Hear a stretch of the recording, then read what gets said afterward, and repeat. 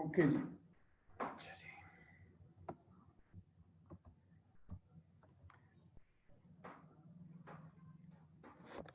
कससुल अंबिया की एक रवायत के मुताबिक, इसकी मुझे कोई अथेंटिसिटी नहीं है, लेकिन इस बात को जब मैं हिकमत की नज़र से देखता हूँ तो मैं इस बात पर मेरा यकीन हो जाता है कि ये रवायत सच्ची होगी। चाहे ये एग्जैक्ट अल्फाज ऐसे नहीं हैं, लेकिन ऐसी बात ज़रूर हुई होगी।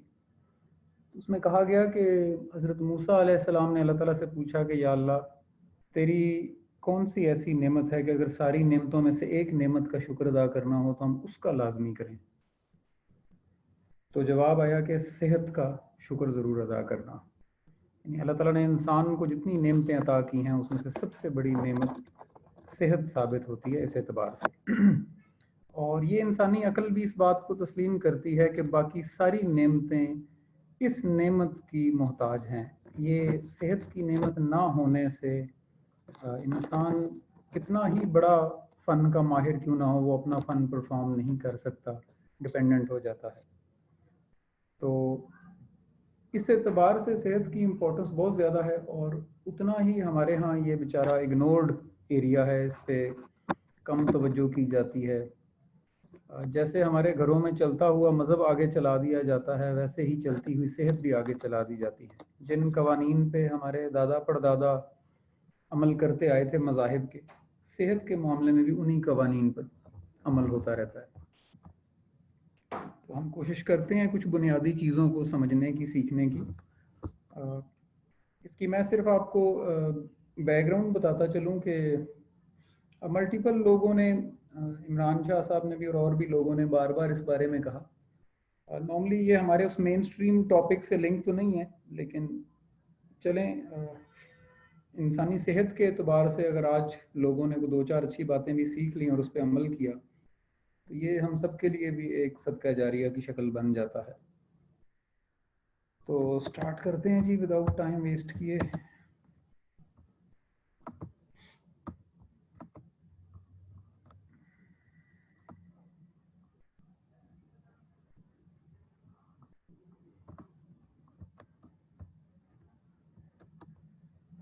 अल्लाह ताला कुरान पाक में फरमाता है कि जो कुछ अच्छा होता है वो अल्लाह की तरफ से होता है, और जो कुछ तुम्हारे साथ बुरा होता है वो तुम्हारी अपनी वजह से होता है।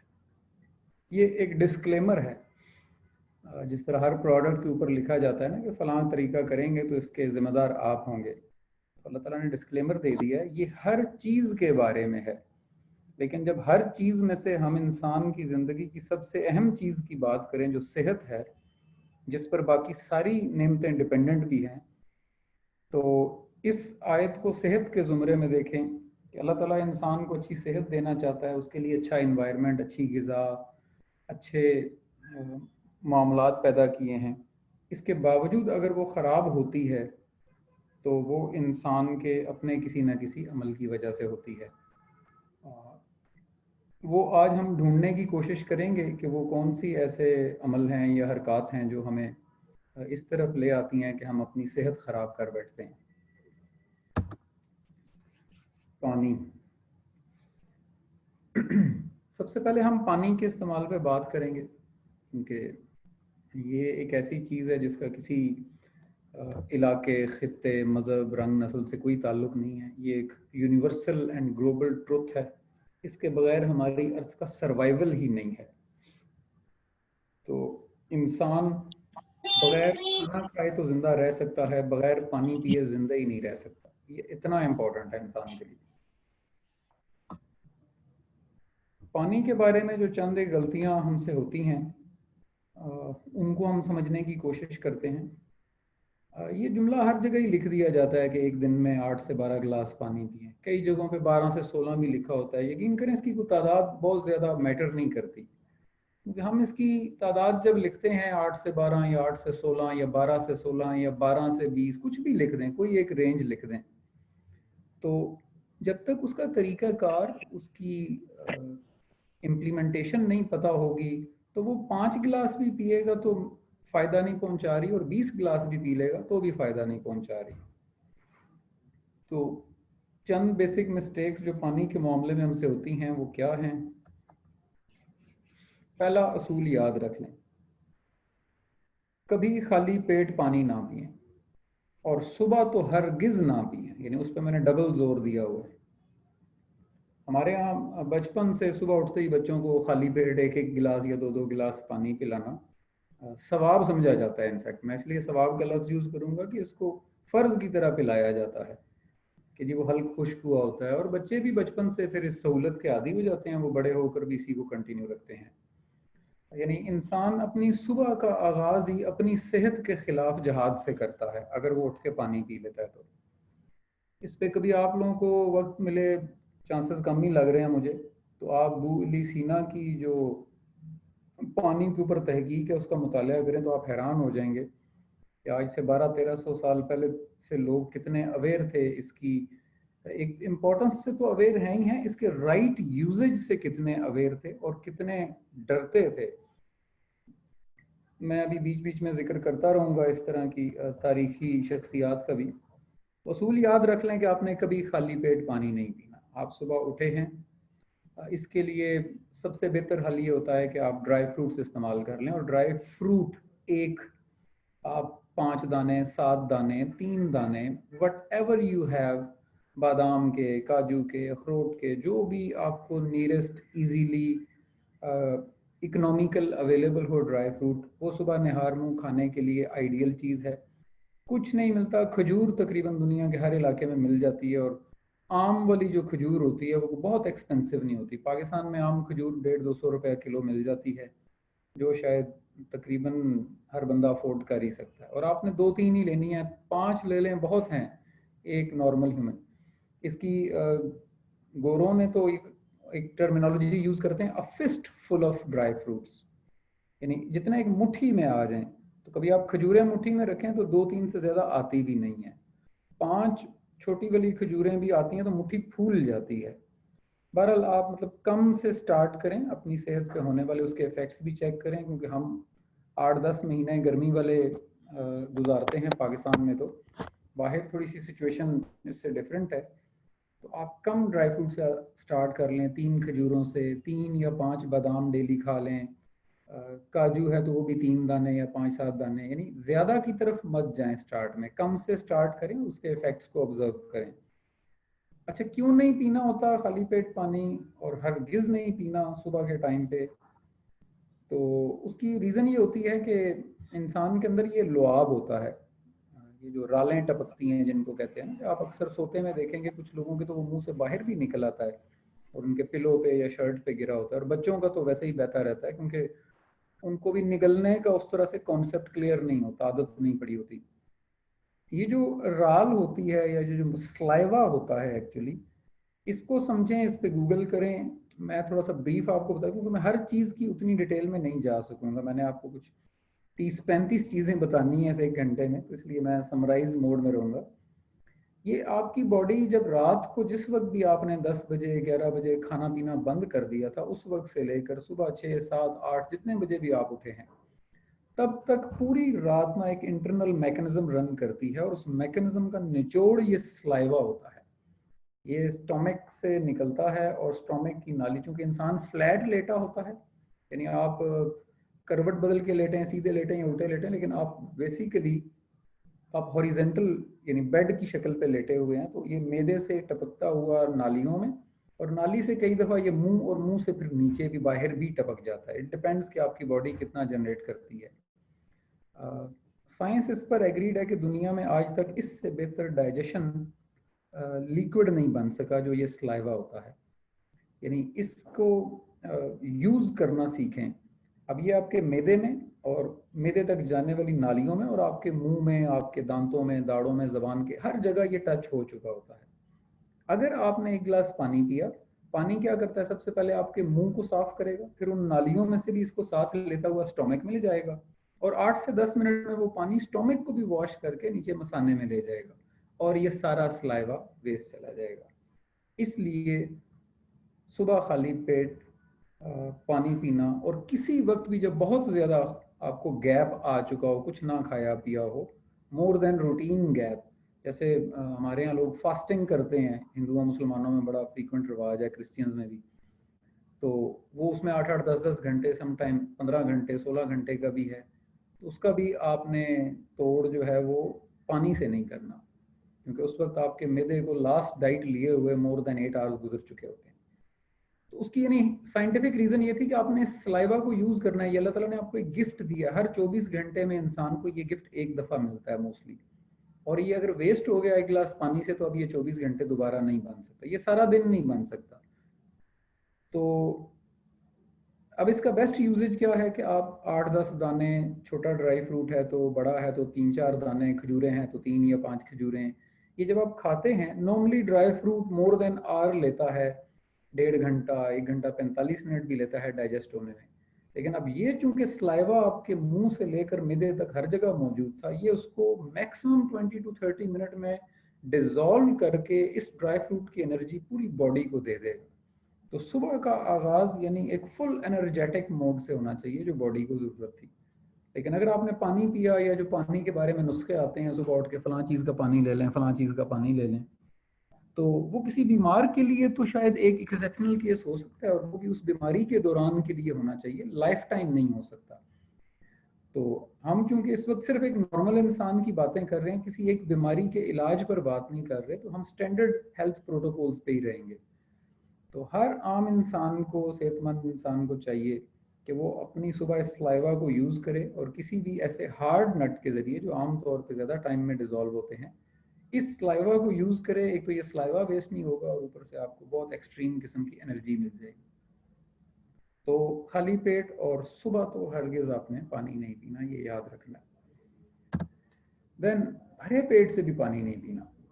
अच्छा, भरा पेट किसको कहते हैं, इसका सादा सा असूल है। वैसे तो मैंने अपने वो फेसबुक पेज पे भी एक दफ़ा लिखा था, उसका मकसद भी आप लोगों को समझाना ही था कि एक असूल याद रखें कि जब तक पेट में ग़िज़ा हो पानी मत पिएं, और जब तक पेट में पानी हो ग़िज़ा मत खाएं।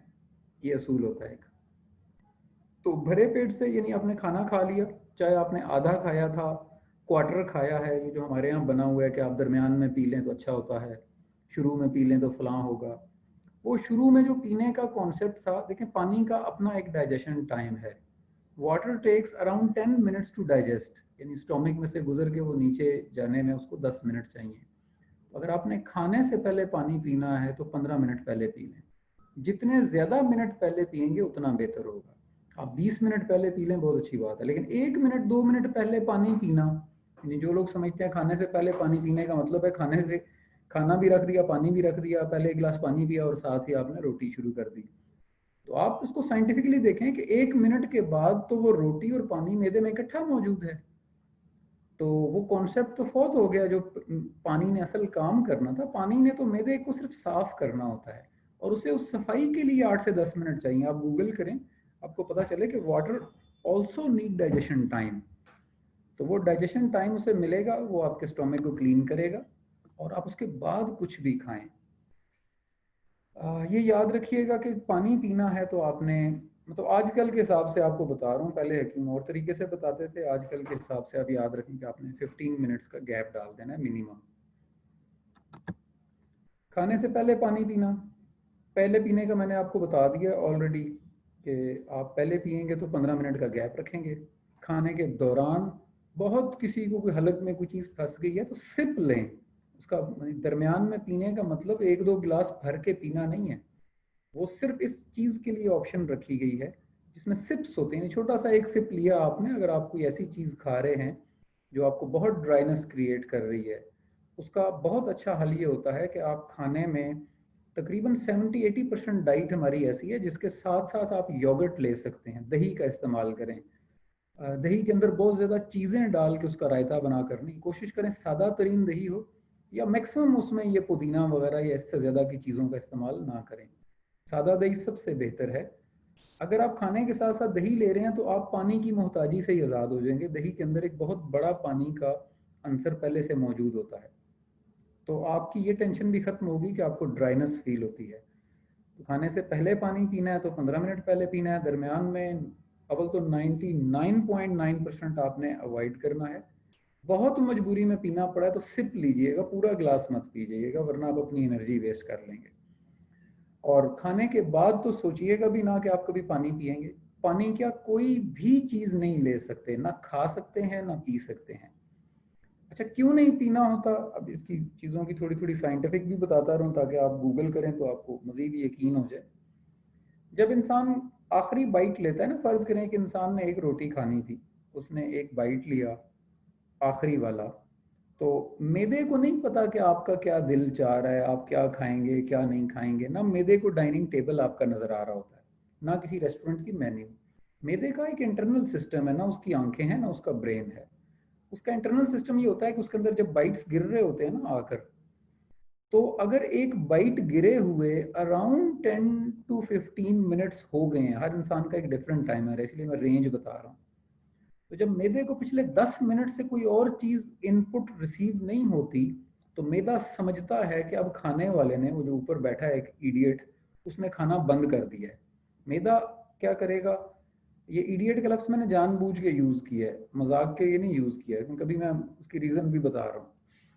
मैदा ये समझेगा कि ये जो बंदा है जिसके अंदर मुझे लगा के भेज दिया अल्लाह ताला ने, इसने अगर लास्ट बाइट लिए इसको 10 मिनट हो गए हैं, तो मैदा जिगर को और इन चीज़ों को, ये जो इंसान के अंदर पहले से अल्लाह ताला ने, मैं चूँकि इतनी मेडिकल साइंस की डिटेल में फ़िलहाल नहीं जा सकता, इनके अंदर सर्टन लिक्विड्स हैं जो ये खाने के ऊपर स्प्रे करते हैं और फिर मैदा अपना ढक्कन बंद करेगा और इसकी डाइजेशन पे काम शुरू कर देगा। यानी आपके खाना खाने से लेकर अगले 15 मिनट तक वो डाइजेशन नहीं करता, वो वेट करता रहता है कि शायद ये फिर कुछ खा लेगा।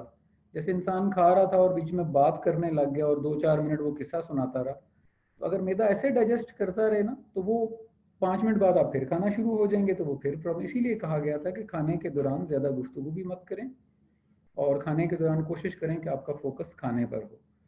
हत्ता कि साइकोलॉजी तो ये भी कहती है कि आपकी नज़रें भी खाने पर हों, क्योंकि जिस चीज़ को आप देखते हैं आपका ब्रेन मैसेजिंग पास करता है, आपका स्टोमक रेडी हो जाता है उस चीज़ को डाइजेस्ट करने के लिए। तो खैर, अभी बायोलॉजी तक भी अगर हम रुकें तो आपने, हमारे यहाँ क्या रवाज है, आप देखें, खाना खाया, आखिरी रोटी का बाइट लिया और उसके बाद चलें जी स्वीट डिश खाई जाए। अब वो 10 मिनट बाद, 15 मिनट बाद एक स्वीट डिश आ जाती है और स्वीट डिश के 15-20 मिनट बाद चाय शुरू हो जाती है या ग्रीन टी वगैरह शुरू हो जाती है। तो यानी मैं अभी खाने ग़िज़ा के ऊपर तो आगे पहुंचूंगा, वो अलग टॉपिक है, लेकिन बताना ये चाह रहा हूँ कि अगर आपने वक्फे वक्फे से ये खाते रहे, तो मैदा अपना ढक्कन बंद ही नहीं कर पाएगा, डाइजेशन स्टार्ट ही नहीं कर पाएगा। फ़र्ज़ करें आपने 15 मिनट से कुछ नहीं खाया, लेकिन आपने खाना ख़त्म करने के बाद ऊपर से एक गिलास पानी पी लिया था, तो अब आपके स्टोमक को ज़रा एज्यूम करें कि फ़र्ज़ करें एक छोटा सा बाउल है जिसके अंदर आपने एक रोटी, थोड़ा सा सालन और एक गिलास या 2 गिलास पानी भी डाल दिया। जब आप पानी डालेंगे ना, तो पानी ऊपर एक लेयर की शक्ल में आ जाता है। अब ये जितने स्प्रेज होने हैं ना इस खाने के ऊपर, वो सारे पानी के ऊपर होंगे और वो स्प्रेज वेस्ट हो जाते हैं। वेस्ट से मुराद उनका असर बहुत कम रह जाएगा। देखा ना, एक चुटकी स्प्रे होती है टोटल वो, और उस एक चुटकी को आपने पहले एक गिलास पानी में डाल दिया, तो वो उस पानी के लिए डिज़ाइन नहीं था, उसे डायरेक्टली उस डाइट में जाना था जिसको उसने डाइजेस्ट करना था। तो ऐसे लोगों को हमेशा लाइफ में डाइजेशन प्रॉब्लम रहती हैं। और डाइजेशन प्रॉब्लम से मुराद ये नहीं होती, मैं अभी आगे ग़िज़ा में बताऊंगा कि डाइजेशन प्रॉब्लम होती क्या है। हम समझते हैं खाना हज़म नहीं हुआ तो ये डाइजेशन प्रॉब्लम है। खाना ऐसे लोगों का हज़म हो भी जाए तो इनको डाइजेशन प्रॉब्लम होती है, वो भी हम आगे देखते हैं। तो ये ज़रा नोट कर लें कि खाने से पहले कब पानी पीना है, बाद में कब पीना है। वो हमारे नबी की ज़िंदगी से आधी आधी अधूरी अधूरी बातें उठा के लोग फेसबुक पे, सोशल या इवन किताबों के अंदर भी लिख देते हैं ना, तो उससे ये टाइमर्स नहीं पता लग रहे होते। इस पे पूरी एक रिसर्च की ज़रूरत थी। इसमें सबसे अच्छा फ़ायदा तो ये है, अगर आप इस पर खुद रिसर्च करना चाहें तो इब्न अल जौज़ी, इब्न अल क़य्यम, अबू अली सीना, ये सारे वो लोग जिन्होंने हिकमत पे रिसर्च की है, ये प्रोफेशनली हकीम भी थे। तो इसमें आपको सबसे बड़ा एडवांटेज तो ये मिलता है कि इन मामलात में, यानी हेल्थ के मामलात में, कभी आपको शिया सुन्नी वहाबी का कोई कॉन्फ्लिक्ट नहीं मिलेगा, क्योंकि इसकी बेस पे फ़िरके नहीं ना बने हुए। इसलिए ये हदीसें बड़ी स्टैंडर्ड सी आपको मिल जाती हैं और इन पे कोई बहस भी नहीं करता। इन पे बहस करके तो हम लोग खुद ही फंसेंगे ना, क्योंकि फिर नबी के तरीके से खाना खाना पड़ेगा। इसीलिए मैंने ज़िंदगी में कभी जुमे के खुतबे में नबी के खाने का तरीका नहीं देखा। जितना अरसा भी मैं ये स्पीचेस सुनता रहा हूँ, मुझे नहीं किसी ने बताया कि नबी खाना कैसे खाते थे। तो जब मुझे अल्लाह का करम हुआ, मैंने इन चीज़ों को देखा, समझा, तो मैं हैरान हो गया कि उनका लाइफस्टाइल वाकई ही बेस्ट नमूना है। और इस पे तो यानी इख्तलाफ राय भी नहीं था फ़िरकों के बीच में, और इसके बावजूद ये हमें नहीं पढ़ाया गया। और जिन चीज़ों पे इख्तलाफ राय है उस पे हम रोज़ लेक्चर दे रहे हैं। तो खैर ये है खाने से पहले पानी पीना। आगे, तेज गर्म और तेज सर्द मत खाएं या पिएं। अच्छा, तेज की क्या डेफिनेशन होगी? तेज की डेफिनेशन होती है जो बॉडी टेम्परेचर से डिफरेंट हो। आपकी बॉडी अपने अंदर 36 टू 37 का टेम्परेचर मेंटेन रखती है। जो भी चीज़ इससे ज़्यादा गर्म होती है वो उसके लिए तेज़ गर्म है। मिसाल उसकी दे रहा हूँ कि बहुत उबलता हुआ सालन जो आता है जिसमें से धुआं उठ रहा हो, बहुत ताज़ा पकी हुई रोटी जो हम बड़े शौक से खाते हैं और नाराज़ हो जाते हैं अगर ठंडी रोटी दी जाए, मर्दों को तो खास कर। और इसके बाद चाय, कॉफ़ी, ग्रीन टी जिसको हम पीना ही गर्म पसंद करते हैं। तो जो लिक्विड्स है ना, जैसे चाय है, कॉफ़ी, ग्रीन टी, ये जो गर्म मशरूबात हैं, अगर आपने इनको इस्तेमाल करना हो तो आपने इस मशरूब से 1 मिनट पहले, क्योंकि मैं आपको पानी का डाइजेशन टाइम बता चुका हूँ कि पानी ने खुद 10-12 मिनट ले लेने हैं। तो अब आपने क्या करना है कि आपने एक रूम टेम्परेचर 1 गिलास पानी पिया और ऊपर से ग्रीन टी पीनी है। और ये दोनों काम खाली पेट करने हैं, यानी खाली पेट से मुराद खाना अभी पेट के अंदर डाइजेस्ट हो चुका हो। एक एवरेज आदमी का खाना 60 टू 90 मिनट में डाइजेस्ट होता है, हेल्दी आदमी का। तो अगर आपने खाने के बाद ग्रीन टी लेनी थी या चाय कॉफ़ी लेनी थी तो you have to wait for the next 60 to 90 minutes depending on individual's digestion capacity. वो हर बंदे को पता होती है व्हेन यू फील लाइट, और आपको पता चलता है। और अगर आपको नहीं पता चलता तो आप मिनिमम 90 मिनट्स का गैप मेंटेन कर लें। तो अगर आपने गर्म चीज़ पीनी थी, कॉफ़ी पीनी थी, तो आप 1 गिलास पानी पियेंगे। और आप पानी और कॉफ़ी में 10 मिनट का गैप ना दें, क्योंकि 10 मिनट में पानी ने स्टोमक से निकल जाना है। तो आप सोचें स्टोमक में पानी पड़ा होगा, ऊपर से आपने ग्रीन टी या चाय कॉफ़ी ली, तो अब ये चाय कॉफ़ी मैदे की दीवारों पर नहीं लगेगी जाकर, ये उस पानी पर लगेगी और वो उसके उस टेम्परेचर को नॉर्मलाइज कर देगा। तो आइडियली तो ये चीज़ें होनी ही नहीं चाहिए। मैं खुद कॉफ़ी एडिक्टेड हूँ, मजबूरन पीता हूँ क्योंकि मेरा इसके अलावा मैं एडिक्ट हो चुका हूँ। लेकिन अगर आप हेल्थ प्रैक्टिस की बात करें, आप इस तरह की चीज़ों से अगर आज़ाद हैं तो अपने आप को आज़ाद ही रखें, इस तरह की चीज़ों में अपने आप को मत फंसाएं, वरना ये आदत बन जाती है और फिर छुड़ाना बहुत मुश्किल हो जाता है। खैर, अगर आपको चाय कॉफ़ी ग्रीन टी की आदत है भी तो आपने 1 गिलास पानी उससे फ़ौरन पहले पी लेना है ताकि मैदे में वो मौजूद हो जब आप गर्म चीज़ लें। यही बहुत ठंडी चीज़ का भी असूल है। ठंडी के बारे में तो हकीमों ने लाइन लगा दी हुई है साफ सी कि आप खा ही नहीं सकते, ऑप्शन ही नहीं है। ठंडी से मुराद वो है जिसको हम फ्रीज कहते हैं, चाहे वो आइसक्रीम हो, चाहे वो स्वीट डिश जिनको हम फ्रिज में ठंडा करके खाते हैं। वो कहते हैं कि जहर जो है वो कम नुकसान करेगा और ठंडी खुराक ज़्यादा नुकसान करेगी। वो अली सीना तो कहता है कि अगर किसी ने ठंडा पानी पी लिया और उसको मैं बता दूं कि ठंडा पानी उसके अंदर जाके करेगा क्या, तो वो अपने हलक में उंगलियां मार के उल्टी करके उसको वापस निकालेगा, अगर उसको ये पता चल जाए कि ठंडा पानी क्या करेगा। यानी पूरे जिस्म की मशीनरी का बेड़ा गर्क करके रख देता है ये ठंडा पानी। तो अगर आप लोग ठंडा पानी पीते हैं तो बस फिर आप तैयार रहें, आप नए नए सरप्राइजेस, कभी आपको कहीं दर्द होगी, कभी कोई बीमारी उठ पड़ेगी।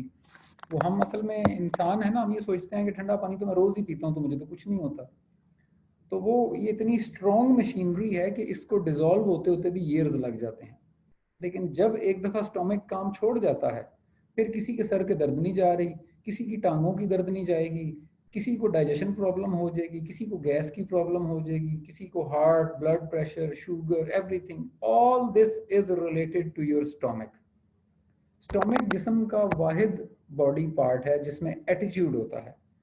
एटीट्यूड इसलिए कह रहा हूँ कि अगर आपने स्टोमक को डिस्टर्ब किया, स्टोमक आपको डिस्टर्ब करेगा ही करेगा, ये उसका रूल है। तो आप अपने स्टोमक को कभी डिस्टर्ब मत करें। ठंडी चीज़ पे तो तौबा कर लें कि आपने यूज़ ही नहीं करनी। जो लोग मेरे क्लोज हैं मुझे बड़ी अच्छी तरह जानते हैं कि I never take cold item, कोई सी भी, चाहे वो कोल्ड ड्रिंक है, चाहे वो ठंडा जूस है। पाकिस्तान जैसी गर्मी में मैं ठंडा पानी नहीं पीता, फ्रिज का पानी नहीं पीता। हमारे घर में आज भी घड़ा है। घड़ा ना भी मुयसर हो तो यहाँ पे जो दफ्तरों में इन्वायरमेंट है, मैं ठंडे और गर्म को मिक्स करके नॉर्मल कर देता हूँ ताकि रूम टेम्परेचर पे आ जाए वो। तो ये अपने ऊपर सख्ती आपने खुद करनी है। ये बेसिक रूल्स थे जिनको आज हम सख्ती का लफ्ज़ इस्तेमाल कर रहे हैं ना, ये कॉमन सेंस है जो हर बच्चे को पता होनी चाहिए थी। लेकिन अब चूंकि ये नायाब होती जा रही है इसलिए ये भी सीखनी पड़ती है, बड़े अफसोस की बात है। सोते वक्त दूध या पानी पीना, क्योंकि ये सारा आप लिक्विड पे हम बात कर रहे थे। एक असूल याद रख लें, ये जुमला अपने ब्रेन में कहीं लिख छोड़ें कि आपने सोने से पहले कभी भी नेवर एवर मिल्क या उसकी बनी हुई या उसके इंग्रेडिएंट वाली कोई भी प्रोडक्ट नहीं लेनी। मैं रिपीट कर रहा हूं, सोने से पहले कोई कैल्शियम कंटेनर नहीं लेना, कोई ऐसी चीज इस्तेमाल नहीं करनी जो मिल्क या कैल्शियम का कंटेनर हो। आखिरी चीज जो इंसान खाता है वो मैदे में टिकी रहती है, और अगर वो कैल्शियम हुई तो आप अभी गूगल करिएगा calcium effects on your stomach, तो वो तबाह करके छोड़ देती है स्टोमक, और स्टोमक आपकी बॉडी तबाह करेगा, क्योंकि स्टोमक का एटीट्यूड होता है, मैं पहले ही बता चुका हूँ। पानी पीना सोने से पहले, ये तब इजाज़त, आगे मैं खाने में बताऊंगा कि खाना जो है वो सोने से कम 3 घंटे पहले आप खा चुके हैं। और अभी हम बात कर चुके हैं कि खाने का digestion time he 60 to 90 minute है। तो जिसने 3 घंटे पहले खाया था उसका खाना डाइजेस्ट हुए भी अब 1 घंटा गुजर चुका है। तो सोने से पहले जो लोग 2-3 घंटे पहले खाना खाते हैं उन्हें चाहिए कि वो लाजमी पानी पीकर सोएं। लाजमी असूल याद रखिएगा, यानी सुबह उठकर लाजमी नहीं पीना, लेकिन सोने से पहले लाजमी पीना है, वो भी उस सूरत में जब आपको खाना खाए हुए मोर देन एन आवर गुजर चुका, मोर देन 2 आवर्स गुजर चुके हैं। तो अब वो क्यों पीना होता है? क्योंकि ये बॉडी, जैसे मैंने पहले बताया था कि सारी रात एक मैकेनिकल वर्क चलता है इसके अंदर, उसके लिए जितनी भी अंदर फ्रिक्शन पैदा होती है उसको लिक्विडिटी की ज़रूरत होती है, और ये पानी सबसे बेस्ट लिक्विड है जो आपकी बॉडी को चाहिए सारी रात उसको अपने आप को ओवरऑल करने की। जैसे गाड़ी आप सर्विस करवाते हैं ना, तो ये बॉडी की सर्विस होती है अंदर, और उसी से सलाइवा बनता है, इट नीड्स वाटर। और अगर पानी नहीं पिया होगा या आपके स्टोमक में पानी नहीं था सोते वक्त, तो वो बॉडी फिर आपके जो टिश्यूज़ हैं और जो मसल्स हैं उसमें से पानी को स्ट्रेच करती है। ऐसे लोगों के फिर टिश्यूज़ और मसल वीक होना शुरू हो जाते हैं।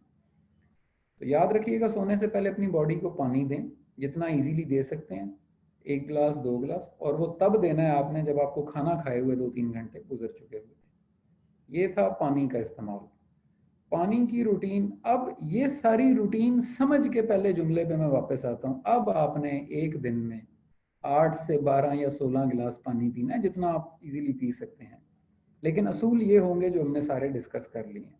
ये असूल ना पता हो तो जनाब 1 गिलास खाने से पहले पिया, एक खाने के बीच में पिया, एक खाने के बाद में पिया, 3 हो गए। 2 सुबह निहार में उठ के पिए थे, और 3 तीनों खानों में हो गए, तो ये 12 गिलास तो यहीं पूरा हो गया। लेकिन ये तो अपनी हेल्थ का नुकसान करने के लिए आप पानी पी रहे हैं, ये आपकी बॉडी को कहीं से हाइड्रोजन प्रोवाइड नहीं कर सकता, ना ऑक्सीजन। आगे चलते हैं जी। फल,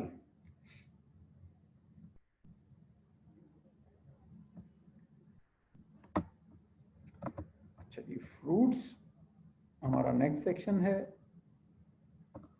बड़ी अच्छी चीज़ है कि हम फ्रूट्स खाएं, उसका भी अल्लाह ताला ने और अल्लाह के नबी ने और जो रासिखून फिल इल्म है, यानी हिकमत पर रिसर्च करने वाले लोग हैं, उन्होंने एक तरीका कार वज़ा किया है, और वो उसी के अकॉर्डिंगली खाना चाहिए। यहाँ पानी की सिर्फ एक लास्ट चीज़ बता दूं, आप सोचें कि ये मेडिकल साइंस कितनी नॉनसेंस है कि ये जब भी आपको दवाई देते हैं ना कि बेटा ये नाश्ते के बाद खानी है, ये दोपहर के खाने के बाद खानी है, ये रात के खाने के बाद खानी है, तो आप सोचें मेडिकल साइंस की तो 99% मेडिसिन जो है वो पानी से खाई जाती है या लिक्विड से। तो क्या हुआ, एक बंदे ने नाश्ता किया और नाश्ते के फ़ौरन बाद उसने 1 गिलास पानी या दूध या जिस भी चीज़ से उसने मेडिसिन खा ली। तो अभी हम पानी का तरीकाकार समझ चुके हैं कि खाने के बाद किसी सूरत आप पानी नहीं पी सकते। तो जब आपको डॉक्टर कहे, देखें अगर वो खाने के 1 मिनट बाद मेडिसिन स्टोमक में चली जानी है, तो वो खाने के मिड में भी चली जाए तो क्या फ़र्क पड़ना है, क्योंकि स्टोमक में तो वो दोनों इकट्ठी हो जाएंगी चीज़ें। आप उसे एक बाइट में भी रख के अंदर ले गए तो कोई फ़र्क नहीं पड़ना। यानी देखें कितना नॉनसेंस मीडियम है कि ये मेडिकल साइंस आपको खाने के ऊपर से पानी पीने पर मजबूर कर रही है। क्यों? क्योंकि इसी से आप बीमार होंगे और आप रिविजिट करते रहेंगे और ये इंडस्ट्री चलती रहेगी। This is how they designed it. वापस आते हैं फल पे जी। फल के बारे में जितनी चीज़ें हैं इसकी मैं बहुत डिटेल में नहीं जा रहा टू सेव टाइम। मेरा ख्याल है कि एक गो में ही आपको नज़र आ जाएंगी, इनको पढ़ लें पहले आप।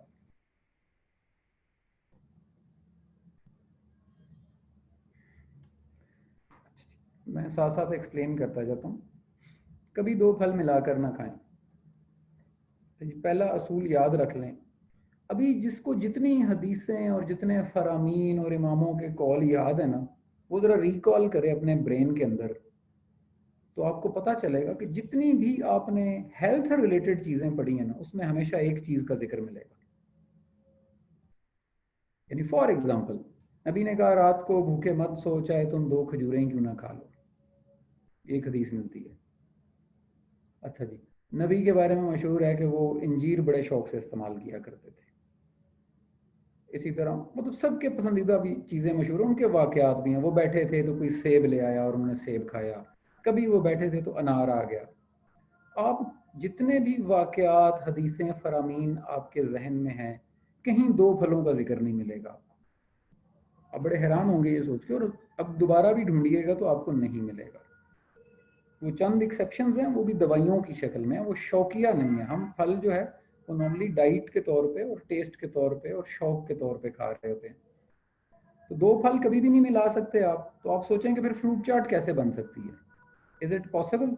अगर 2 फल ही नहीं मिलाए जा सकते तो 4 या 5 कैसे मिलाए जा सकते हैं? अच्छा, क्यों नहीं मिलाए जा सकते? अगला सवाल ये होगा। उसकी सबसे पहली रीज़न तो ये है, मैं पहले भी बता चुका हूँ, और वो जो लफ्ज़ मैंने इडियट यूज़ किया था ना, वो जानबूझ के किया था, टू पिंच आवरसेल्व्स। वो ये है कि मैं बार बार कहता हूँ कि स्टोमक का कोई ब्रेन नहीं होता, ब्रेन ह्यूमन का होता है, और स्टोमक उस ह्यूमन को इडियट कहता है। इसी वजह से एटीट्यूड शो करता है। क्यों कहता है? क्योंकि देखें, स्टोमक के अंदर क्या गिरना है और क्या नहीं गिरना, can stomach control it? Never. मैदा कभी आपको बताता है कि भाई तुम ये फल खाओ या ना खाओ, या ये 2 फल खाओ या ना खाओ, या पानी तब पियो? नहीं, नो। ये उस इंसान की अक्ल ने उसको, और उसकी आंखों और कानों ने उसको बताना था कि तुमने कब क्या खाना है और कितने बजे खाना है। मैदा तो मजबूर है, उसके अंदर आप जो फेंकेंगे वो इनहेल करता जाएगा और फिर फंसा रहेगा, और जब मैदा फंसेगा तो वो आपको भी फंसाएगा।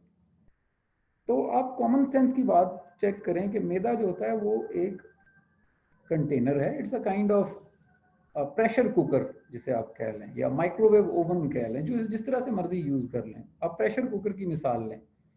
आपने बीफ बनाना था, जैसे हमारे यहाँ नॉर्मली कद्दू गोश्त बनाया जाता है, which is highly against the health. अब होता क्या है, उसमें गोश्त होता है। गोश्त जो बीफ है या मटन है, ये एवरेज इसका digestion time more than an hour होता है। यानी ये 70, 80, 90 मिनट्स भी लेता है डाइजेस्ट होने में, डिपेंडिंग कि वो किस तरह की कुकिंग थी। और जो कद्दू होते हैं या कोई भी वेजिटेबल जो आपने गोश्त के अंदर डाली है, वो 20 से 25 मिनट डाइजेशन टाइम वाली है। अब जब आपने दोनों चीज़ें मिलाकर खाई, तो मैदे को ये अकल नहीं है, ना उसके अंदर कोई आंखें लगी हैं कि वो उसमें से स्प्लिट कर ले, ना मैदे के अंदर कोई सेक्शंस बने हुए हैं कि वो गोश्त को एक तरफ ले जाए, कद्दू को एक तरफ ले जाए। नो, मैदे ने उस सब को एक जैसा ट्रीट करना है, सब के ऊपर एक जैसा स्प्रे होगा, और मैदे ने अपना 40 to 45 मिनट का टाइमर लगाना है, और उतने में सारी चीज़ें हजम कर छोड़नी है। आप थोड़ी देर के लिए सोचें कि आपने कद्दू को और बीफ को प्रेशर कुकर में डाल दिया फॉर 45 मिनट्स। 45 मिनट बाद आप प्रेशर कुकर को खोलें तो क्या हो चुका होगा? गोश्त नॉर्मल सा नरम होगा जैसा खाया जाता है, या थोड़ा ज़्यादा नरम हो जाएगा जिस तरह का आप बनाना चाह रहे थे उसको, डिपेंडिंग कि आपने पानी कितना डाला था। लेकिन कद्दू गायब हो चुका होगा, उसकी गैस बन चुकी होगी उस प्रेशर कुकर के अंदर, और उसकी एग्जिस्टेंस ही नहीं रहेगी, यानी आपको नज़र भी नहीं आ रहा होगा कि वो कहाँ गया। अपने मैदे को ऐसे ही ट्रीट किया करें। इसी तरह फलों के अंदर आप हर फल का डाइजेशन टाइम, आज तो गूगल ने आपकी ज़िंदगी आसान कर दी है, हकीम तो बेचारे पता नहीं कैसे रिसर्च करके ये चीज़ें हमें बता गए हैं। तो आप हिकमत को छोड़ भी दें, आप चेक करें कि what is digestion time of banana and what is digestion time of Apple, तो आप देखेंगे उनके अंदर 30 मिनट का फ़र्क आपको मिल जाता है। तो अब आप सोचें कि एप्पल और बनाना इकट्ठे चले गए आपके स्टोमक में, मैदा किसको हजम करेगा? मैदा तो ओवन की तरह एक टाइमर लगाएगा कि लो जी 30 मिनट का टाइमर लगाया और स्टार्ट कर देगा। 30 मिनट बाद एक फ्रूट डाइजेस्ट हो चुका होगा और दूसरा अभी हाफ भी डाइजेस्ट नहीं हुआ होगा। ये जो हाफ भी डाइजेस्ट नहीं हुआ, इस पे रीवर्क करने के लिए मैदा को एक्स्ट्रा एफर्ट करनी पड़ेगी अब। और जब मैदे को एक्स्ट्रा एफर्ट करनी पड़ती है तो मैदे का एटीट्यूड होता है वो फिर आपसे भी एक्स्ट्रा एफर्ट करवाएगा। इसीलिए आज 35 साल एज रखने वाले जवान का मैदा कम अज कम 80 साल बूढ़ा हो चुका हुआ है। क्यों? क्योंकि आप सारी जिंदगी उससे एक्स्ट्रा एफर्ट्स करवाते रहे हैं। जो उसको आसानी चाहिए थी वो आपने दी नहीं उसको, तो अब वो आपको आसानी नहीं देने देगा, वो आपको इसका बदला देगा जैसा आपने उसे दिया था। तो जब आप दो फ्रूट मिक्स करेंगे तो मैदा जो है वो उसको इसी तरह ट्रीट करेगा कि जिस तरह से उसका सिस्टम है, क्योंकि ना उसके पास आंखें हैं ना कोई इंटेलिजेंस है, उसका तो एक डिफॉल्ट प्रोटोकॉल है, उसने अपने प्रोटोकॉल पे चलना है। ये उस इडियट के पास थी सारी विजडम, अकल, आंखें, कान, जिसने मुंह के अंदर डाल के मैदे तक चीजें फेंकी हैं। यानी देखें, एक अटैची केस है आपके घर में, अटैची केस की मर्जी तो नहीं है ना कि उसमें क्या रखना है क्या नहीं रखना आपने। अब आप उसके अंदर अपने कपड़े रखें और साथ टमाटर भी रख छोड़ें, तो ये अटैची केस का कसूर नहीं है, ये आपका कसूर है ना, यही मैदे का असूल है। लेकिन वहां हम भूल जाते हैं, हमारी वैसे ही 99% डाइट जो है ना वो मुंह के जायका लेने के लिए महदूद है, उसका मैदे से तो कोई ताल्लुक ही नहीं है, ना न्यूट्रिशन से कोई ताल्लुक है, उसका टेस्ट से ताल्लुक है। हमारे यहाँ औरत की तारीफ खाना जायकेदार बनाने से होती है, न्यूट्रिशियस बनाने से नहीं होती। आपने कभी सुना कि अब तो ये खाना बनाना औरत की जिम्मेदारी नहीं है, लेकिन चूंकि इस मुआशरे में अब बन चुकी है, तो आप देखें ये बहुत मज़ेदार खाना बनाती हैं, ये तारीफ का अंदाज होता है।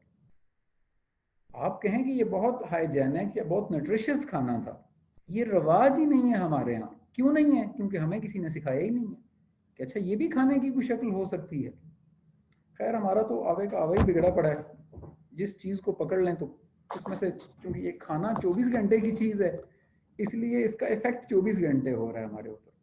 तो असूल वापस आता हूँ मैं, कभी दो फल मिला के आपने नहीं खाने, मैंने आपको उसकी साइंटिफिक और बायोलॉजिकल रीज़न भी बता दिया, इसको डिटेल से गूगल करिएगा।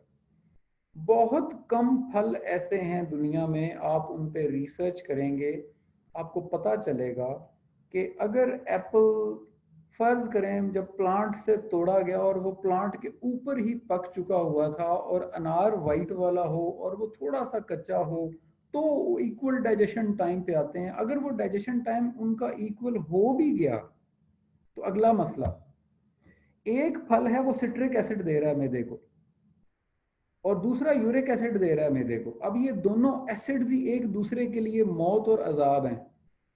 तो अब आपने दो डिफरेंट एसिड प्रोड्यूस करने वाली दो चीजें मैदे के अंदर इकट्ठी कर दी। जब मैदा डाइजेशन करके फारिग होगा तो इन एसिड्स ने अंदर आग लगा दी होगी, फिर लोग परेशान होते हैं, मुझे एंजाइटी होती है, मुझे अंदर जलन फील होती है, मेरा जिगर काम नहीं। भाई आपने जिगर के साथ की बहुत बुरी है ना, जिगर का तो कोई कसूर नहीं है। तो इस इन सारे अजाबों से बचने का तरीका ये है कि बेसिक्स ऑफ हेल्थ पे वापस आ जाएं, आप मिलाएं ही मत। आप एक फल खाएं और सुकून से, आपने 10 बनाना खाने हैं ना, खा लें, लेकिन सिर्फ बनाना खाएं खुदा के लिए।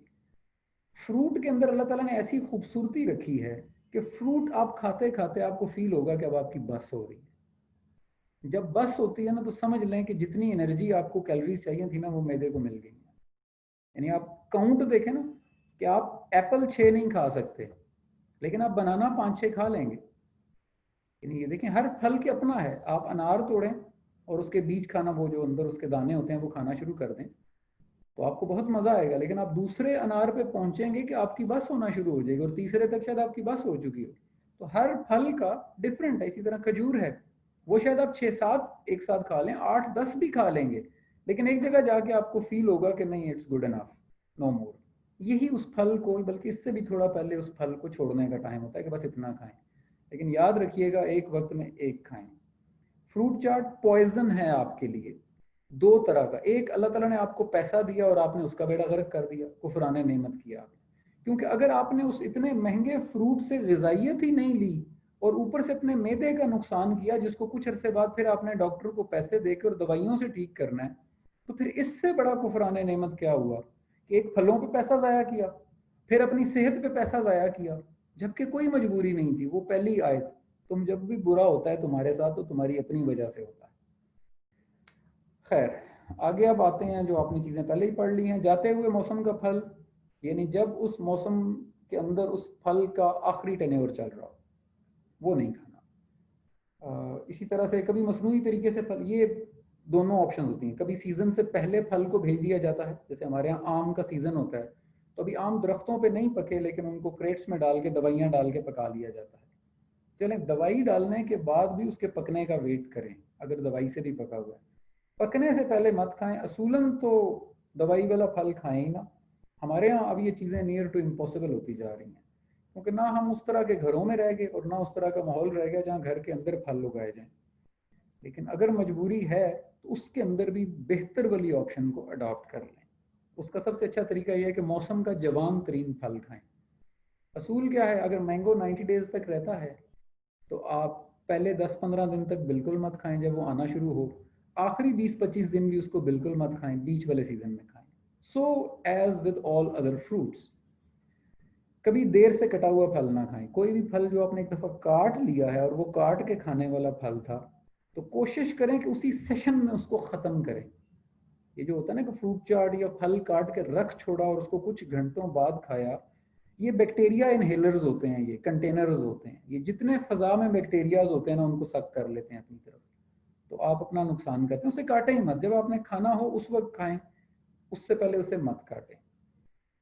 पानी में पहले ही बता चुका हूँ, पानी किसी भी फल या किसी भी और चीज़ के साथ इस्तेमाल नहीं हो सकता एक्सेप्ट हॉट ड्रिंक्स। और वो भी मजबूरी है, अव्वल तो हॉट ड्रिंक होनी ही नहीं चाहिए, लेकिन अगर है तो उससे पहले एक गिलास पानी पिएंगे। और व तीन व जैतून व तूर सीनीन हाज़ल बलदिल अमीन, ये इंजीर और जैतून को फ़र्ज़ कर लें। फ़र्ज़ इसलिए कहा है कि ये दो चीज़ें आपकी डाइट में डेली बेस पर इंक्लूड होना मस्ट हैं। यानी ये इतने rich containers of calories and vitamin हैं जो अदरवाइज शायद 50 चीज़ें खानी पड़ेंगी, और 50 चीज़ें खाना हमारा मैदा अफोर्ड ही नहीं करता। तो अव्वल तो आपके पास अगर ऑप्शन हो तो जैतून का तेल खुद निकलवाएं, क्योंकि कोलू पास है। अगर कहीं से आपको रिकग्नाइज्ड मिलता है कि ये विदाउट पेस्चराइजेशन और इसके अंदर केमिकल्स भी नहीं डाले गए और ये सारी चीज़ें इसके अंदर नहीं हैं, तो वो इस्तेमाल करें। चाहे उसको पिएं, चाहे उसको खाना खाएं तो खाना पका हुआ, पके हुए खाने के ऊपर 1-2 चम्मच उसे डाल लें। आप फ्रूट खा रहे हैं उसके ऊपर डाल लें। किसी भी चीज़ के साथ उसे इस्तेमाल किया जाए। और अगर आप वैसे, क्योंकि वैसे वो कड़वे होते हैं इसलिए लोगों को थोड़ा सा प्रॉब्लम होती है वैसे खाने में। और इंजीर भी इसी तरह से, अगर आपने निहार मुँह खाई है तो 2-3 दाने खा लें। अगर आप दिन के टाइम किसी वक्त खाना खाए हुए आपको 2 घंटे गुजर चुके थे या 90 मिनट्स गुजर चुके थे, तो फिर 2-3 अंजीर खा लें। यानी एक दिन में 2-3 अंजीर लाजमी खा लें, चाहे कोई सा भी टाइम हो। तरीका आपको पहले ही पता है कि उसको किसी और चीज़ के साथ मिक्स नहीं करना, और भरे हुए पेट के साथ नहीं खानी, और पानी के साथ इस्तेमाल नहीं करनी। नेक्स्ट, ग़िज़ा, लास्ट। ये बहुत लंबा टॉपिक है जो हेल्थ होता है ना, इस पर तो हम जब तक चाहें बात कर सकते हैं। लेकिन मैं आज 3-4 जो बेसिक्स थी, यानी पानी, फल और ग़िज़ा, इस पे बात करूँगा। मैं किसी इलाज की बात नहीं कर रहा, मैं किसी प्रॉब्लम की बात अभी नहीं कर रहा। मैं तो जनरल मिस्टेक्स आपको बता रहा हूँ जो हम सब लोग करते हैं खाने में, और हमें इसको अवॉइड करना है। ग़िज़ा के अंदर सबसे पहले तो वासिफ साहब की एक सेइंग पढ़ लें, और इसको ना यूनिवर्सल ट्रुथ समझिएगा, इसको, इस पे ईमान ले आइएगा। इन अदर वर्ड्स, वो फरमाते हैं कि ग़िज़ा से नाइंसाफ़ी की सज़ा ये है कि दवाई खानी पड़ेगी। मैं इसको हमेशा उल्ट पढ़ता होता हूँ कि अगर दवाई खानी पड़ रही है ना किसी भी चीज़ के लिए, तो समझ लें ग़िज़ा के साथ तो हम कोई नाइंसाफ़ी कर गए हैं। और ये वासिफ साहब ने तो यानी कह ही दिया। मैं आपको हिकमत से, मुझे को 5-7 साल तक अपने बुज़ुर्गों से हिकमत सीखने का, समझने का, और आगे लोगों को दवाइयाँ बना के देने का भी एक्सपीरियंस है। हिकमत के हिसाब से ये परफेक्ट तरीन जुमला है। आप ग़िज़ा के साथ इंसाफ करें, आपको 99.9% दवाई नहीं खानी पड़ेगी। ये अल्लाह ताला का असूल है। लेकिन चूंकि हमारा ग़िज़ा के साथ ही नाइंसाफ़ हो रहा है, तो इसलिए हम दवाइयों के मुताबिक, यहाँ जितने लोग blood pressure, sugar, heart, hepatitis, ये जितने कॉमन डिजीज़ हमारे यहाँ हो रही हैं, लोगों को रूट, हर घर के अंदर इसका एक ना एक पेशेंट मौजूद है। इन्होंने ग़िज़ा के साथ और अपने मैदे के साथ, पता नहीं, मैं तो वर्ड सेबोटेज किया हुआ है उसको, इसलिए इनकी ये हालत हो चुकी है। यानी खाने के बारे में भी यही असूल है, कभी दो चीज़ें मिलाकर ना खाएं। अब दो चीज़ें क्या होंगी? यानी कभी दो सब्जियां मिक्स ना करें, कभी दो गोश्त मिक्स ना करें, कभी गोश्त को सब्जी से, यानी जिसके असरात डिफरेंट है ना, वो मुख्तलिफ है। सीधा सा असूल है। हमारे यहाँ तो गोश्त पकता ही सब्जी के साथ है 90% घरों में। जो गोश्त और सब्जी दोनों की मौत हो गई, पैसों का कुफराने नेमत हो गया। तो कभी दो चीजें आपने नहीं मिलानी। यकीन करें इसमें इतनी सख्ती थी, जो बंदा इस पर सेंसिटिव हो जाता है ना, मैंने अपने ऊपर लागू किया था आज से कुछ 8-10 साल पहले। मुझे जब ये चीजें समझ आई तो अल्लाह का करम है, अब मैं तो शायद 100% तो नहीं क्लेम करता, लेकिन आई वुड से 98% मैं इन कवानीन को फॉलो करता हूँ। और इसमें से मैं अगर कॉफ़ी को माइनस कर दूं, जो कि मैं वाहिद एक मेरा शौक टेस्ट कह लें, तो otherwise I am 100% following of all these rules I am telling you, क्योंकि अदरवाइज फिर मेरी बात में वजन ही नहीं रह जाएगा कि मैं खुद ही अगर इन पे अमल ना करता हूँ। मैंने अपने घर के अंदर मिसेस को, वालदा को, बहनों को, जितने भी लोग मेरे इर्द गिर्द थे, उनको बताया है कि आप एक चीज़ पकाया करें प्लीज़। दो पकी हों तो मैं उसमें से एक खा लेता हूँ, मैं दूसरी नहीं खाता। आप यकीन करें हमारे नबी को वाक़या मशहूर है, क्योंकि इन वाक़यात पे इख्तलाफ भी नहीं है ना, क्योंकि इसमें से कोई फ़िरका नहीं जीत रहा ना हार रहा है, इसलिए सारे इस पर मुत्तफिक हो जाते हैं कि हमारे नबी को मटन जो था ना, शोरबे वाला मटन दिया गया। तो आपने एक दिन बोटियां खाई, यानी एक टाइम के खाने के साथ सिर्फ बोटियां उसमें से निकाल के खा ली। शोरबे को दूसरे टाइम के खाने के साथ इस्तेमाल किया। फरमाया ये भी दो अलग चीज़ें, इनकी अलग तासीर है। यानी इतना फ़र्क होता है। ये तो एक सुपरलेटिव डिग्री में आपको बता रहा हूँ, परफेक्शन लेवल यहाँ तक ठीक है, आप पहुंच जाएंगे कुछ अरसे में। टू स्टार्ट विद इतनी एक्सट्रीम पे अगर आप नहीं भी जा सकते, तो आप कम से कम दो चीज़ें पकाना तो छोड़ दें खुदा के लिए। देखिए भिंडी पकाएं तो खाली भिंडी पकाएं, उसके अंदर जो अल्लाह ताला ने चीज़ें रखी हैं उनको अपने अंदर इनहेल करें। उसके साथ गोश्त डाल के गोश्त और भिंडी दोनों का बेड़ा गर्क मत करें। पैसे भी उजाड़ दिए आपने, अपना मैदा भी उजाड़ दिया, और अब इन दोनों चीज़ों के उजाड़ पे जो खर्चा आना है वो अलग होगा। तो असूल याद रखें, never ever mix two things. बहुत कम सब्जियां हैं, बहुत कम, यानी हार्डली कोई 2 या 3 कम्बिनेशन है, वो भी आलू के साथ बनते हैं। क्योंकि आलू के अंदर ये खासियत थी कि जब ये पकता है ना किसी भी चीज़ के अंदर, तो ये उसके इंग्रेडिएंट्स को इनहेल, यानी ये एब्जॉर्बर है। अदरवाइज इस एक्सेप्शन को छोड़ दें तो आप सादा सा असूल बनाएं कि आलू भी बनाएं तो आलू की भुजिया या आलू का सालन अलग से बना लें, उसके साथ दूसरी चीज़ मिक्स मत करें। ये असूल याद रखिएगा, गोश्त सब्जी कभी मिक्स नहीं होगी, सब्जियां भी आपस में मिक्स नहीं होंगी, गोश्त भी आपस में मिक्स नहीं होंगे, कभी नहीं होंगे। घर में दो चीज़ें पकी हैं, एक वक्त में एक चीज़ खा लें, अपने ऊपर जबर कर लें।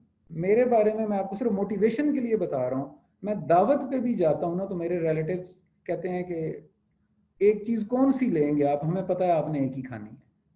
ये मेरे अब रिलेटिव्स तक को पता है, क्योंकि it's been 10 years I am following all this. तो वो मुझे फोर्स भी नहीं करते, ये आपको बताना पड़ेगा सबको, क्योंकि हेल्थ इज योर्स। देखिए मेरी हेल्थ डिस्टर्ब है ना, तो आपको क्या फ़र्क पड़ना है, and so as with you. तो दो चीज़ें हमने नहीं मिलानी। खाने के बाद स्वीट डिश का कोई रिवाज नहीं है, दुनिया की किसी साइंस के अंदर कोई गुंजाइश नहीं है। खाना 90 मिनट्स तक डिजोल्व नहीं होगा, आप कभी स्वीट डिश नहीं खा सकते। स्वीट डिश खाएंगे तो खाली स्वीट डिश को खाना बना के खा लें, वो उसको डाइट के तौर पे लें कि ये पूरी डाइट है एक, फिर उसी को खा लें, और उतना खा लें जितने से आपको फील हो कि अब मेरा इतना गुजारा हो गया है। किसी भी खुराक को 25 से 40 मरतबा चबा कर खाएं। जो वेजिटेबल्स और पतली रोटी और राइस हैं या इस तरह की सॉफ्ट चीज़ें हैं, फ्रूट्स हैं, इनको 25 टाइम्स चबाना है, चाहे वो बनाना ही क्यों ना हो, आपने उसे चबाना है। देखें आपके मैदे के अंदर कोई दांत नहीं है। मैदा को जब आप चीज़ें ज़्यादा भेजते हैं ना, यानी ठोस चीज़ें, गोश्त की बोटी अंदर आ गई, रोटी का पूरा पीस अंदर आ गया, मैदा आपको इडियट कह रहा होता है। ये द हेल्थ इडियट एक बुक आई थी, उसको भी आप गो थ्रू करिएगा। ये उसने हम सबको कहा है कि हम सारे अपने आप का बेड़ा गर्क करने को और इंजॉय कर रहे होते हैं, आज तो खाना खा के मज़ा आ गया, जबकि मैदा अंदर हाथ जोड़ के रो रहा होता है उस वक्त। तो आप खुदा के लिए सॉफ्ट से सॉफ्ट चीज़ को भी 25 दफ़ा चबाएं, और 40 गोश्त के लिए नॉर्मली होता है। और इस पे भी मैं आपको मज़े की बात बताऊं, हमारे प्रॉफिट जब खाना खाते थे तो जो हकीम और जो हिकमत समझने वाले लोग थे सहाबा के अंदर, अहले बैत के अंदर, वो उनके मुंह को देखा करते थे, और उन्होंने रवायतों में लिखा कि उन्होंने 40 दफ़ा अपने जबड़े को हिलाया है, यानी यहाँ तक लोगों ने काउंट किया है। लेकिन आप देखें ये बातें हमें कोई नहीं बताता, हमें उनकी रखते सारे बता देते हैं, हमें उनकी ईटिंग हैबिट्स कोई नहीं बताता, क्योंकि ये फिर मौलवी साहब को खुद भी फॉलो करनी पड़ेंगी ना। एक वक्त में एक ही चीज़ खाएं तो ये तो बड़ा मुश्किल काम हो जाएगा, एक वक्त में एक चीज़ खाना। तो खैर ये यानी च्यूइंग के ऊपर तो कोई कंप्रोमाइज ही नहीं है, सादा सा असूल है, आपके मैदे के अंदर कोई दांत नहीं है भाई, जिस हालत में आप मुंह से अंदर भेज देंगे मैदे को उतनी ज्यादा एफर्ट करनी पड़ेगी। आप उसे चूरा चूरा करके पानी बना के अंदर भेजें, आप देखें आपका मैदा कैसे दे।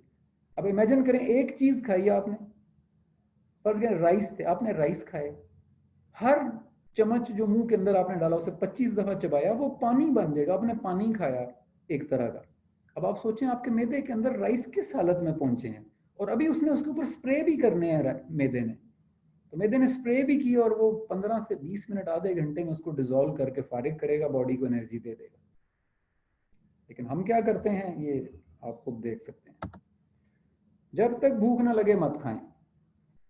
ये भूख लगना अगर तो कोई किसी को बीमारी ना हो, मैं फिर वही बात कर रहा हूँ कि ये सारे पैरामीटर्स हम नॉर्मल हेल्दी इंसान की भी बातें कर रहे हैं, किसी बीमारी का इलाज नहीं बता रहे आज हम। अगर तो किसी को भूख ना लगने की बीमारी है कि उसे 8-8 घंटे भूख ही नहीं लगती, तो ये उसके लिए नहीं है, ये एक नॉर्मल हेल्दी इंसान के लिए है कि उसने लास्ट डाइट कुछ ऐसी ली जो प्रॉपर डाइजेस्ट नहीं हो पा रही और अगली डाइट का टाइम भी हो गया हो चाहे, तो आप वो छोड़ दें, वो स्किप कर दें वो मील। नो वरीज इन इट, यकीन करें अगले दिन भी दुनिया में खाना होगा, ये कोई last day of the world नहीं है।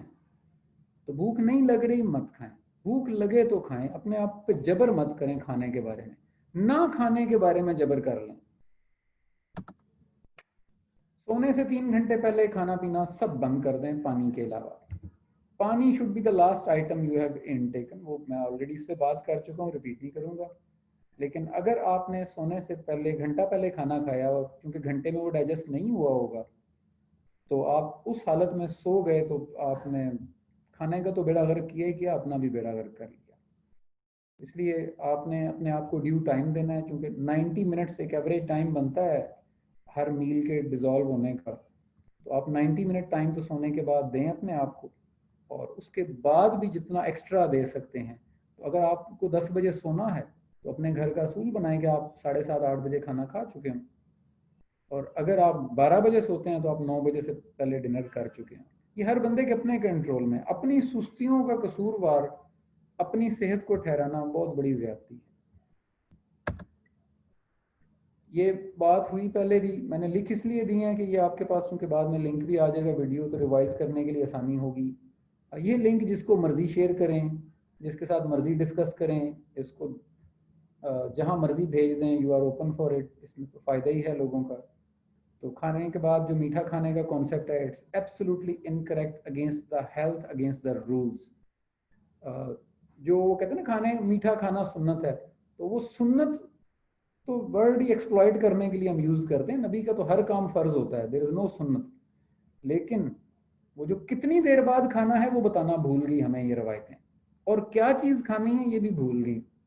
यानी खाने के बाद सोचें एक बंदे ने, हमारे यहाँ की जो आम दावत का मेन्यू होता है कि उसके आगे राइस रख दिए, मीट रख दिया, वेजिटेबल रख दिए, 3 चीज़ें पकाई जाती हैं दावत में, उसने तीनों चीज़ें थोड़ी थोड़ी खा ली, फिर साथ एक रोटी भी खाई, फिर साथ एक कोल्ड ड्रिंक भी चढ़ा ली, फिर ऊपर से 2 गिलास पानी भी पिया होगा, और उसके थोड़ी देर बाद कस्टर्ड खाया, और उसके थोड़ी देर बाद उसके आगे ना एप्पल काट के रख दिया जाता है। अब आप उस बेचारे मैदे के बारे में सोचें कि वो इसको कैसे डिजोल्व करेगा ना, मुझे कोई साइंस समझा दें आप दुनिया की कि ये मैदा अपनी इस बिल्ट इन इंटेलिजेंस के साथ कैसे इसको हैंडल करे। It can never handle it, simple. और वो आपको बताएगा फिर मैदा कि आपने उसके साथ ज्यादती की है, उसके साथ ज्यादती करे। तो खाने के बाद मीठा खाना है, वो जो गुड़ की मिसाल मिलती है, गुड़ is a digestion tool, natural digestion, लेकिन अव्वल तो वो गुड़ नेचुरल हो, आपको पता होना चाहिए कि ये गन्ने से बना हुआ गुड़ है, ये फैक्ट्रियों से बन के आया हुआ गुड़ ना हो, और वो भी एक डली, यानी उतनी सी होती है कि लेस देन अ बाइट होती है, यानी वो एक स्पून से कम होता है वो जितना गुड़ आपने खाना होता है, और वो डिजोल्व होता है, यानी उसको जब आप मुंह में आप डालते हैं तो वो it will become a liquid, a sweet liquid बन जाएगा, जो एक्चुअली स्लाइवा की फॉर्म में कन्वर्ट होता है for digestion of food. It's not a diet. Otherwise ये सारी मीठी चीज़ों से तौबा कर लें खाने के बाद।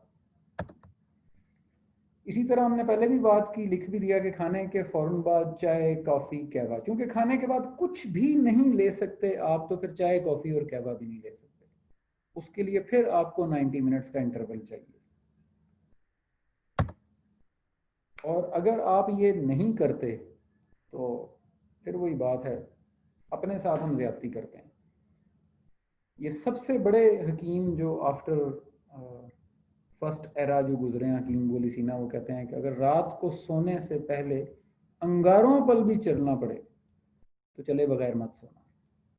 जो सोने से पहले नहीं टहलते, उस खाना डिनर करने के बाद, कोई आधा घंटा बाद, घंटा बाद, या सोने से पहले किसी वक्त भी ज़रूर टहलें 15 से 20 minute minimum.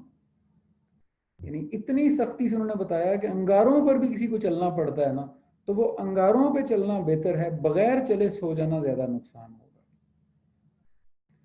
These are the basics I wanted to discuss today. इस पे क्विकली कोई क्वेश्चंस हैं तो वो पूछ लें, वरना इस पे हम फ्यूचर में इंशाल्लाह और सेशन करेंगे, उसमें मैं मजीद डिटेल में चला जाऊंगा इस डाइट की। ये सर एक क्वेश्चन है जी जी। ये, हम लोग यूरोप में जो रहते हैं, इंग्लैंड में, यहाँ पे हमें ये नहीं पता होता कि भाई फल यहाँ पे हर टाइम पर हर किस्म का फल होता है, जी तो उसमें कैसे पता चलेगी कि ये सीजनल है या नहीं है यहाँ के हिसाब से? यूरोप अपना 50% फल खुद उगाता है, पहली बात तो ये है। अच्छा। तो और वो उसके सारे सीजन, अभी आप गूगल करिएगा, आपको पता चलेगा कि डेली कितना फल है जो स्कॉटलैंड से इंग्लैंड भेजा जाता है। आप हैरान हो जाएंगे। मेरे चूंकि कुछ फैमिली के अंदर लोग इस बिजनेस में इन्वॉल्व हैं, ये डेली बेस पे सप्लाई होता है। ठीक है, तो ये आप कोशिश करें कि अपने जिस एरिया में आप रहते हैं, क्योंकि पाकिस्तान में तो हमें पता होता है अपने मौसमों का, अपने फलों का, तो वहां पे आपने खुद चेक करना है कि किस मौसम में कौन सा फल पक रहा है, या नियरेस्ट किस लोकेशन से वो आ रहा है, और जहां से वो आ रहा है वो वहां का सीजनल था या ऑफ सीजन प्रोड्यूस करके भेजा जा रहा है। कोशिश करें उस सीजन तक महदूद रहें, ऑफ सीजन को अवॉइड करें। और दूसरा सर, ये जो खाना जब पकता है तो इसमें मुख्तलिफ इंग्रेडिएंट्स यूज होते हैं, जी जी। जो हमारा देसी स्टाइल खाना होता है, क्योंकि दूसरे खाने में तो इंसान ज्यादा बोर हो जाता है, तो इसके लिए क्या है, जैसे फॉर एग्जांपल ऑलिव आपने कहा है, ऑलिव ऑयल भी यूज कर सकते हैं यानी ऊपर टॉपिंग के लिए एक्स्ट्रा वर्जिन ऑलिव ऑयल? असल में जो खाना होता है ना, वो किसी भी ऑयल में नहीं पकाया जा सकता। मैं खाना पकाने के ऊपर ना एक अलग सेशन करूंगा। अच्छा। अभी तो मैं सिर्फ खाने की तमीज के ऊपर सेशन किया ना, यानी आज अगर मैं इसको समराइज करूं इसका टॉपिक, तो ये था कि खाने की तमीज क्या होनी चाहिए, खाने और पीने की। अब वो खाना पकाना कैसे है, 99% खवातीन को खाना पकाना नहीं आता। यानी जो ये खाना पकाती हैं, it is against the health basics. वो अपना भी और अपने घर वालों का बेड़ा गर्क कर रही हैं और तारीफें भी करवा रही हैं साथ। देखें, ये जो ऑयल यूज होता है इसमें खाना पक ही नहीं सकता। पहली बात तो असूल ही खत्म हो गया ना। यानी और कितनी वीडियोस आप लोग देखेंगे जिसके बाद आपको यकीन आया कि ये गधे कुत्ते सुअर मार के उसका ऑयल बना के हमें खिलाया जा रहा है। यानी अगर आज भी हम आंखें बंद करके बैठे हुए हैं तो फिर वो द इडियट ऑफ हेल्थ वाली बात ठीक हो जाती है। तो वो खाना बनाने पे फिलहाल आप लोग ना आए, मतलब वो टॉपिक चेंज हो जाएगा। इस पे मैं आपको अलग करूंगा, बल्कि एक डॉक्टर साहब है, मैं उनका लिंक सेंड कर दूंगा, क्योंकि उन्होंने वो ऑलरेडी इस पे काफ़ी बात की हुई है, तो हम अपनी एनर्जी सेव करते हैं। इंडियन डॉक्टर हैं, मैं अभी कोशिश करता हूँ उनका लिंक लेके आपको सेंड कर देता हूँ यूट्यूब से। आप उनको गो थ्रू ज़रूर करिएगा। उन्होंने तो खाना बनाने, उनके खिलाफ तो इंडियन डॉक्टर्स ने एसोसिएशन बना ली हुई है, क्योंकि ये बंदा हॉस्पिटल्स बंद करवा देगा। क्योंकि अगर लोग बीमार नहीं होंगे तो हॉस्पिटल कैसे चलेंगे।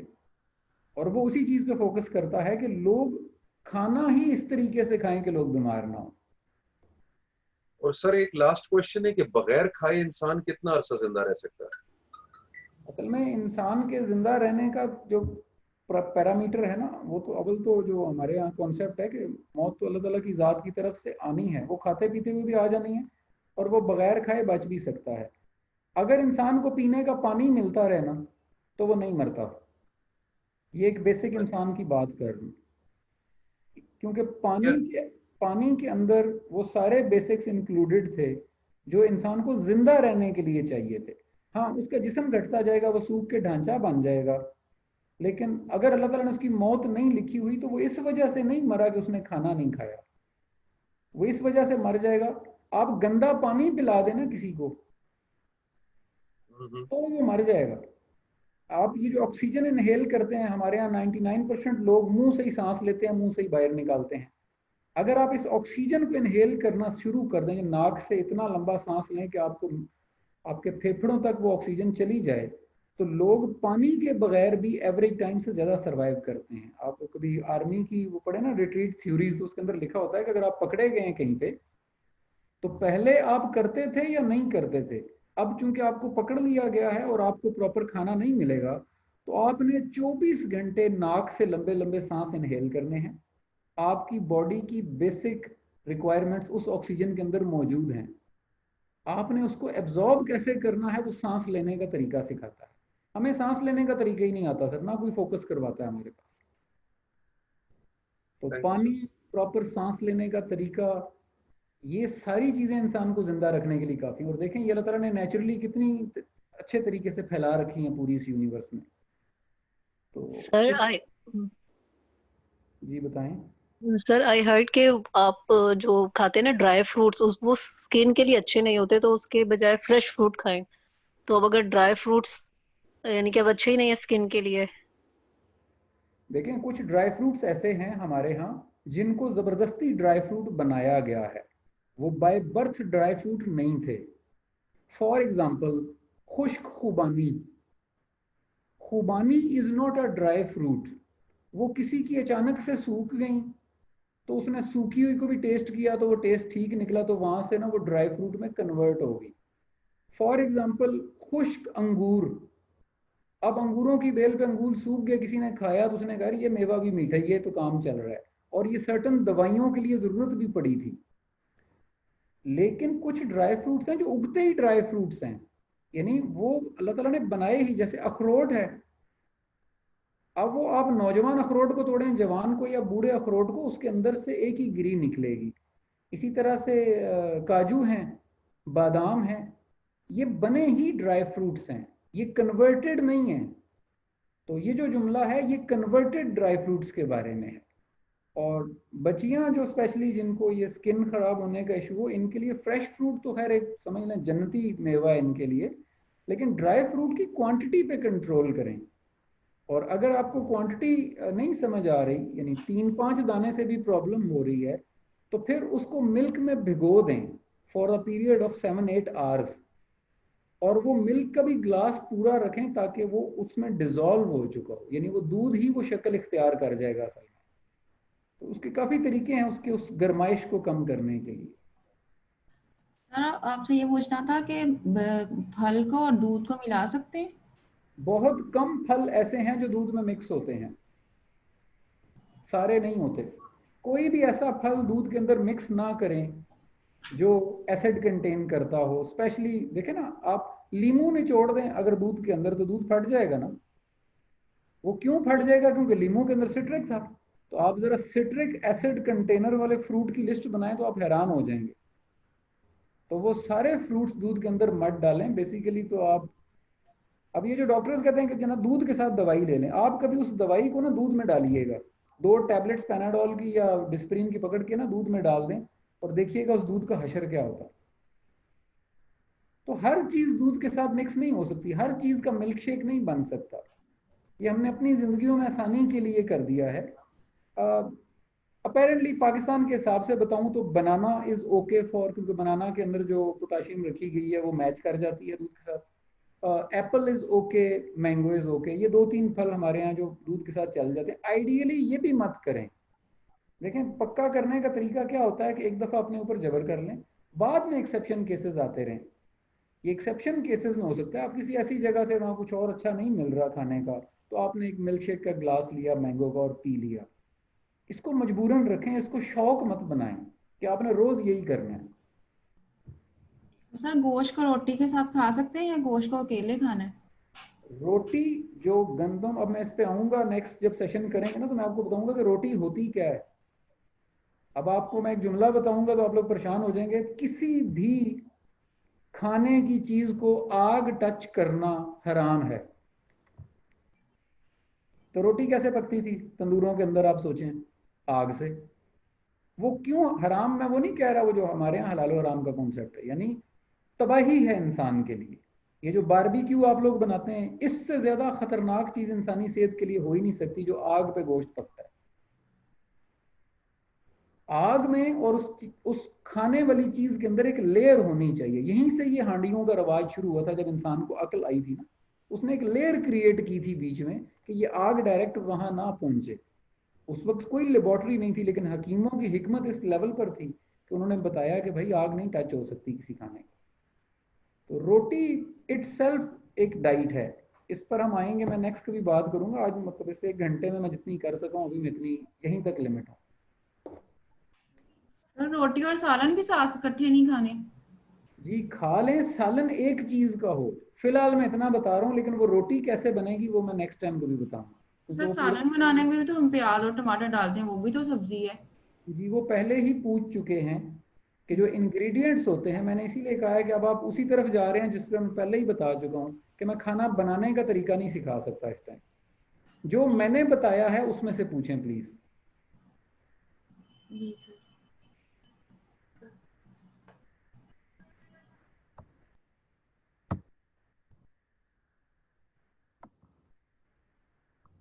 चलें ठीक है जी, होपफुली कुछ समझ आई होंगी बेसिक्स।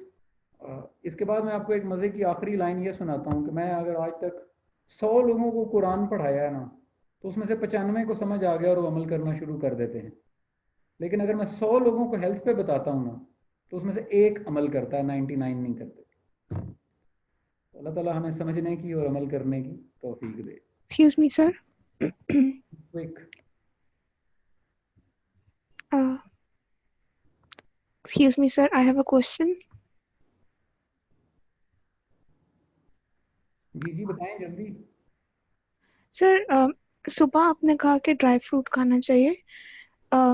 एट टाइम्स ऐसे होता है कि you don't feel like having dry fruit, आपको you feel like having something light या कोई पानी या कुछ इस तरह की चीज। ऐसे लगता है जैसे आपकी बॉडी डिमांड कर रही है ये। तो उस वक्त में भी आपको ड्राई फ्रूट ही खाना चाहिए? मैंने dry fruit as a example दिया है। आप कोई सीजनल फ्रूट खा लें, दैट इज ओके। आप एप्पल खा लें, आप एक मैंगो काटें खा लें, जो उस सीजन में आपको सीजनल फ्रूट मिल रहा था वो खा लें। ड्राई फ्रूट जस्ट एग्जांपल है एक। क्योंकि वो हाई एनर्जी है, इसलिए सुबह सुबह आपकी बॉडी को हाई एनर्जी मिल जाएगी, आपका फायदा है। लेकिन अगर आप लो एनर्जी फ्रूट लेना चाहते हैं तो वो भी ले लें, कोई इशू नहीं है। Thank you. पानी नहीं, मिल्क शेक नहीं, लिक्विड नहीं, सिंपली नहीं। ओके। ओके जी, thank you very much. Allah Hafiz.